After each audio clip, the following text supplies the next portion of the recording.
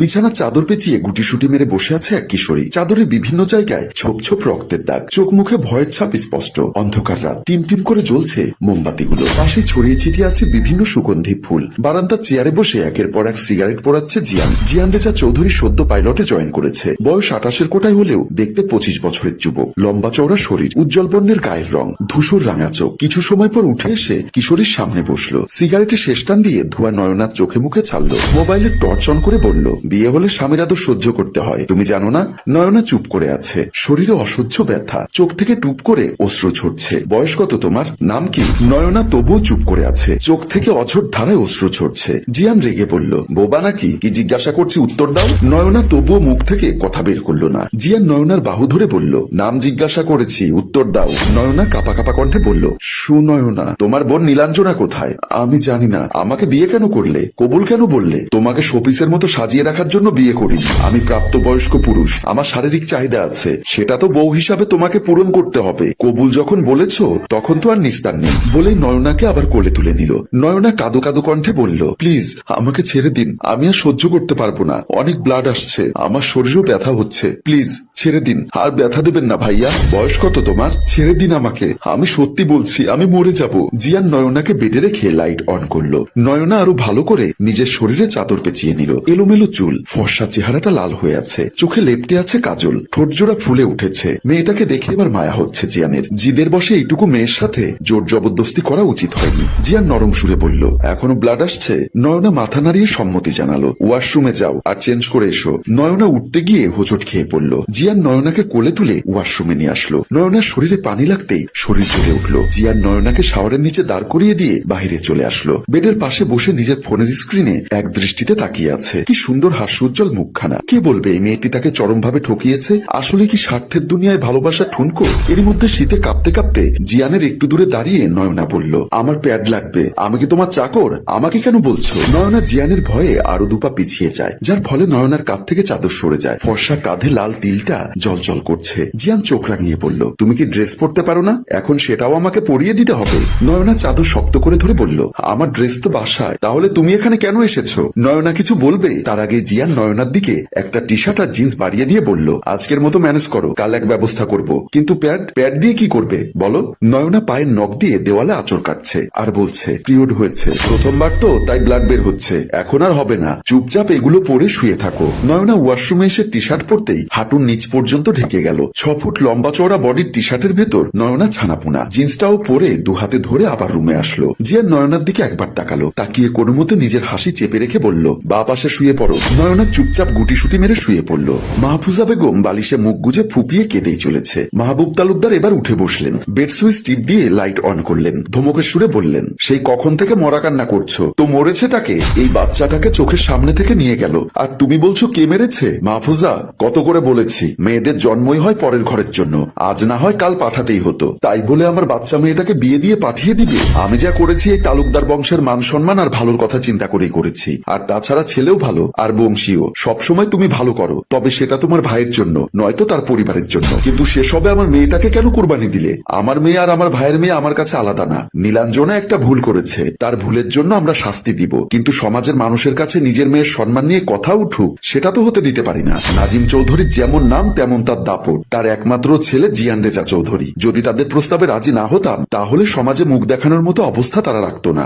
নিজের ভাইয়ের মেয়ের সম্মান রক্ষা করার জন্য নিজের মেয়ের জীবন বলি দিয়ে দিলে। বলি কেন বলছো? মেয়ে আমার ভালো থাকবে। তা তো থাকবেই, এখনো এসএসসির গন্ডি পেরোতে পারলো না, সেই মেয়েকে এক প্রাপ্তবয়স্ক পাইলটের গলায় ঝুলিয়ে দিয়ে বলছো মেয়ে আমার ভালো থাকবে? তুমি কি সত্যি সুনয়নার নিজের বাবা? এমন বাবা যেন কোনো মেয়ের না হয়। হ্যাঁ, আমি পৃথিবীর সবচেয়ে স্বার্থপর বাবা। তুমি মনে রেখো, আমার মেয়ের শরীরে একটু আঁচড় লাগলে আমি কাউকে ছেড়ে দিব না, জেলের ভাত খাওয়াবো, সবাইকে ভুলে যাব কার সাথে আমার কি সম্পর্ক।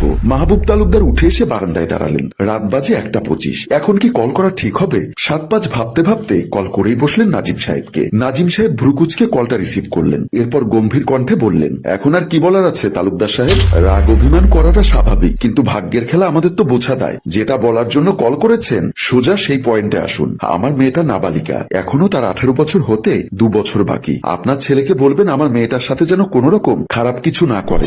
নাবালিকা মেয়েকে বিয়ে দেওয়ার সময় মনে ছিল না, এখন নিজের ছেলেকে এসব আমি কোন মুখে বলবো? ভাই, আমার মেয়েটাকে নিজের মেয়ে মনে করে একটু খেয়াল রাখবেন। নাজিম সাহেব কল কেটে দিয়ে বলল, নাইস জোকস একটা। 27 বছরের যুবকের বউ কিনা নাবালিকা। মিতা বেগম বললেন, কি বলো? তাহলে যাও ছেলেকে আটকাও, রাগের বসে মেয়েটার সাথে কিনাকি করে ফেলবে। তোমার ছেলের রাগ তোমার অবশ্যই জানা। কতবার বলেছি এই মেয়েটাকে বিয়ে করতে হবে না, না করবেই করবে। কি হলো রেজাল্ট? মেয়ে আর এক ছেলের সাথে পালিয়ে গেল। শেষে কি হলো? তারা আর একটা মেয়েকে আমাদের ছেলের গলায় ঝুলিয়ে দিল। এবার যা হওয়ার হোক। এই সবে বাচ্চা মেয়েটার কি দোষ? ও তো ভিকটিম, সবাই ওর উপর চাপিয়ে দিল সব। সকালের আলো রুম জুড়ে ছড়িয়ে পড়তেই উঠে বসলো জিয়ান। আড়মোড়া ভেঙে তাকাতেই দেখে বেডে রক্ত লেগে আছে। নাক মুখ কুচকে বলল, ইচ্ছে করে মেয়েটাকে তেলা পোকার মতো ছুঁড়ে মারতে। নিজের রাগ সংযত করে ডাকতে লাগলো, এই মেয়ে ওঠো। কি হলো, উঠছো না কেন? আম্মু আমার পিরিয়ড চলছে, ঘুমোতে দাও, ডিস্টার্ব করো না। জিয়ান আর ডাকলো না নয়নাকে। বাসার কারো সাথে কোনো কথা না বলে বের হয়ে গেল বাহিরে এবং একটি প্যাড নিয়ে আসলো। বাসায় এসে ঢুকতেই মিতা বেগম বললেন, মেয়েটার সাথে ভালো আচরণ করিস, মেয়েটার বয়স কম। বয়স কম? তাহলে বিয়ে দিলে কেন? বাসায় সাজিয়ে রেখে দিত। যে মেয়েকে বিয়ে দিয়েছে সে মেয়েকে নিয়ে নাটক আমি সহ্য করব না। বিয়ে যেহেতু হয়েছে বউ তো তোমারই থাকবে, কেউ নিয়ে যাবে না। কয়েকটা দিন সময় দাও। বুঝতে পেরেছো আমি কি বলতে চাইছি? আমি বুঝতে পারছি, তবে দুঃখিত। তোমাদের প্রাপ্তবয়স্ক ছেলে তার বউয়ের সাথে ফুলসজ্জা সেরে ফেলেছে। কথা শেষ করার আগে গালে ঠাস করে একটা চড় মারল জিয়ানের বাবা। জিয়ান দেখে রক্তচক্ষু নিয়ে সামনে দাঁড়িয়ে তার বাবা নাজিম সাহেব। তুমি কি মানুষ আছো? মানুষের তো বোধ বুদ্ধি থাকে। নিজেকে মানুষ মনে করলে সুনয়নার সাথে মানুষের মতো বিহেভিয়ার করবে। কবুল বলে বাসায় যখন নিয়ে এসেছো, সারা জীবনের জন্য সে তোমার অর্ধাঙ্গিনী। নিজের অর্ধেক অংশ তোমার, তাই সেভাবেই ট্রিট করবে। বাবা মায়ের সামনে কথা বলার ম্যানার্সটুকু হারিয়ে ফেলেছো। তোমাকে পড়ালেখা করতে পাঠিয়েছিলাম, প্রেম করতে না। করেছো প্রেম। হাজারবার মানা করেছি এই মেয়ের সাথে তোমার চায় না, তবুও তোমার জিদের কারণে আমরা নত হয়েছি। কি লাভ হলো? সেই তো তোমার সাধের প্রেমিকা তোমাকে ছেড়ে পালিয়ে গেল। বললাম ফিরে এসো, কিন্তু না, তোমার তো বউ লাগবেই। বউ ছাড়া তুমি ফিরবে কেন? তো বউ যখন নিয়েই এসেছো তার যত্ন করো। আর হ্যাঁ, এরপর কথা বলার সময় সামনের মানুষটাকে সেটা দেখে ভদ্রতা বজায় রেখে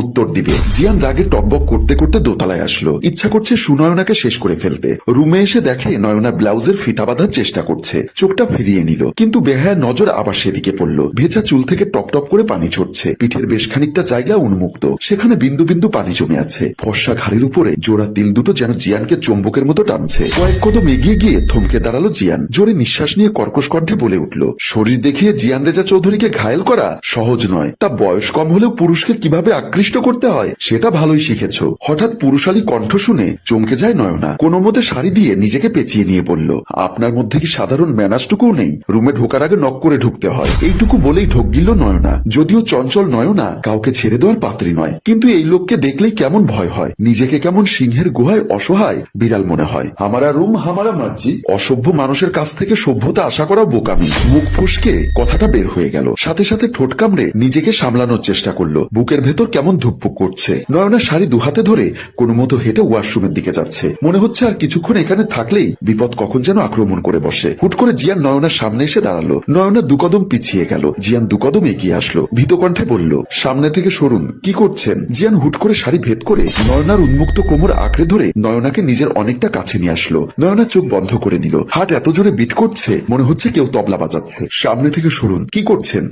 অসভ্যতা করা এখনো বাকি। এ কথা বলেই নয়নাকে ঘুরিয়ে নয়নার পিঠ নিজের বুকের সাথে মিশিয়ে নয়নার কাঁধে মাথা রেখে বলল, উফ বড্ড আদরে তুমি। বিয়ে যখন হয়েছে বাসরটাও সেরে ফেলি। এত কিউট টেডি বিয়ারের মতো বউকে আদরে আদরে ভরিয়ে দিতে হয়। কে জানে এই বিয়েটা কয়দিন টিকে। নয়নার বন্ধ চোখের কার্নিশ বেয়ে অশ্রু গড়িয়ে পড়ছে। হুট করে জিয়ান নয়নাকে ছেড়ে দিয়ে বলল, তোর মতো মেয়ের দিকে জিয়ান চৌধুরীর নজর তো দূরের কথা, ফিরেও তাকায় না। বলেই ধাক্কা দিয়ে বেডে ফেলে দিয়ে বলল, আগামীকাল রিসিপশনের পরে তোমার ছায়া যেন এই বাড়িতে না পড়ে। হঠাৎ করে এমন হয় শাড়ি পুরোটা এলোমেলো হয়ে গেল। জিয়ান এক পলক তাকিয়ে চোখ সরিয়ে নিয়ে বলল, টেবিলের উপরে প্যাড রাখা, আমি বের হচ্ছি, তাড়াতাড়ি শাড়ি ঠিক করো। প্রিয় দর্শক, নয়নার জায়গায় আপনি থাকলে এই বিয়েটা করতেন? নয়না কি পারবে জিয়ানের অত্যাচার সহ্য করতে? কমেন্ট করে জানিয়ে দিবেন। আপনারা কি চান আমরা এর পরের পর্ব নিয়ে আসি? কমেন্ট করে জানিয়ে দিন। আপনাদের মতামত পেলেই আমরা দ্বিতীয় পর্ব নিয়ে আসবো। তাই ভিডিওটি লাইক ও শেয়ার করে জানিয়ে দিন ও আমাদের পাশেই থাকুন। ধন্যবাদ।